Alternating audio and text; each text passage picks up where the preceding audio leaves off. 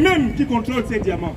Par conséquent, par déduction logique, qui favorise cette activité de pillage généralisé et incontrôlé de la Côte d'Ivoire, paradoxalement, c'est un pouvoir délinquant qui fait quoi par ailleurs?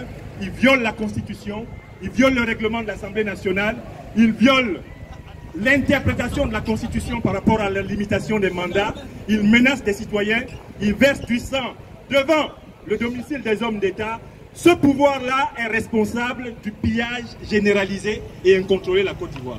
Le président Bédié a relevé un troisième fait qui est un fait scientifique irréfragable. Chez nous, en philosophie, on dit apodictique, c'est-à-dire dont on ne peut pas démontrer qu'il n'est pas possible. Ce fait qu'il a démontré est que, très clairement, aujourd'hui en Côte d'Ivoire, il y a une stratégie de modification de l'état civil à la veille des élections de 2020. Cette modification frappe les Ivoiriens du Nord, les Ivoiriens du Sud, les Ivoiriens du Centre, les Ivoiriens de l'Ouest et ceux de l'Est.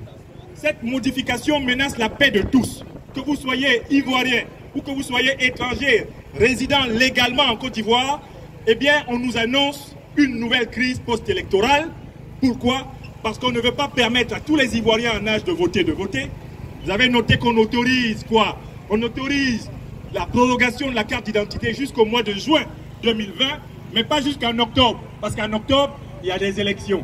Et qu'on sait que l'écrasante majorité de la jeunesse ivoirienne, en tout cas de tous ceux qui ont établi en dernière date des pièces d'identité, voteront contre le pouvoir qui ne leur a pas donné la prospérité, qui ne leur a pas donné la sécurité, qui ne leur a pas donné les universités promises, le million d'emplois promis pour chaque année n'a pas été donné, ce pouvoir qui ne leur a pas donné la respectabilité internationale, le rayonnement. Je suis venu à ce meeting du PDCI-RDA soutenir la vérité scientifique et pas seulement politique de ce que le président Henri Konan Bédié a dit, et dire que nous ne sommes pas sur cette place assez nombreux pour ceux qui pensent comme nous. Nous savons que l'écrasante majorité du peuple de Côte d'Ivoire pense comme nous. Mais nous sommes venus ici, sacrifiant chacun de son emploi du temps pour dire à ceux qui pensent comme nous qu'il faut commencer le combat maintenant. Et le combat ne commence jamais à 1 million, il commence avec une